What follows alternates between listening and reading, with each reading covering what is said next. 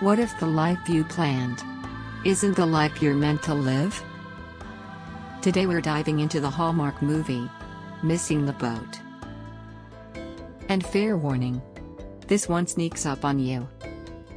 I'm breaking down the full story, the emotional beats, what works, what doesn't, and whether this movie is worth your time, or if it should have stayed ducked. If you enjoy thoughtful Hallmark romances with a little bite, go ahead and hit that like button, subscribe for more movie reviews, and let's get into it. This is Missing the Boat. Missing the Boat centers on a woman whose life looks perfect on paper. Steady job, clear path, expectations neatly lined up. But here's the problem. She's living someone else's version of success. From the opening moments, the film quietly asks a dangerous question.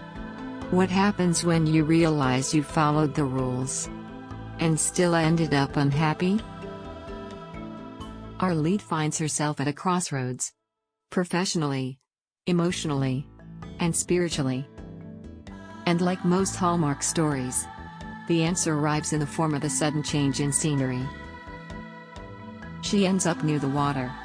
Boats, docks, salt air, and a slower pace of life that forces her to sit with her thoughts.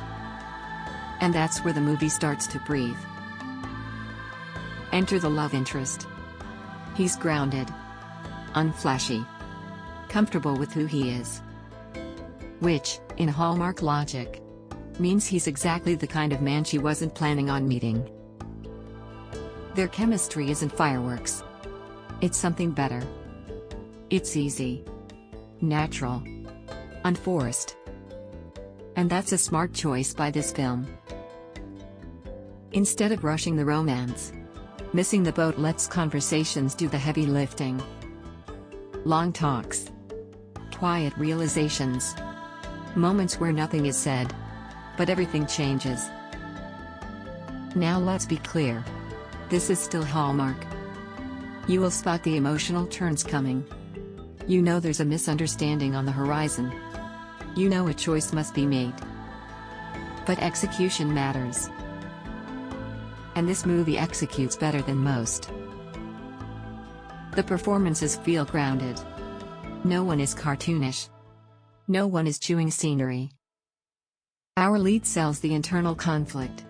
The fear of disappointing others versus the fear of disappointing herself.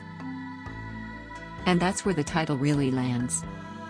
Missing the Boat isn't about romance. It's about timing, regret, and realizing you still have a chance, if you're brave enough to take it. The third act brings the expected emotional confrontation, but it doesn't feel cheap. There's weight to the decision, consequences, and a satisfying sense of earned resolution. Now, let's talk honestly. This movie will not convert Hallmark skeptics. It won't shock you. It won't reinvent the genre. But if you already enjoy Hallmark films, this one is a step above average. My rating? I give Missing the Boat a solid 7.5 out of 10. Strong performances, thoughtful pacing, and an emotional core that actually means something. If you're looking for a Hallmark movie that respects its audience, slows down, and lets its story breathe, this one's worth watching. And if you haven't seen it yet, I recommend checking it out in full on the Hallmark Channel. If you enjoyed this review, hit like, subscribe, and let me know in the comments. Did this movie hit home for you? More reviews coming soon. Until next time. Don't miss the story that might be waiting for you.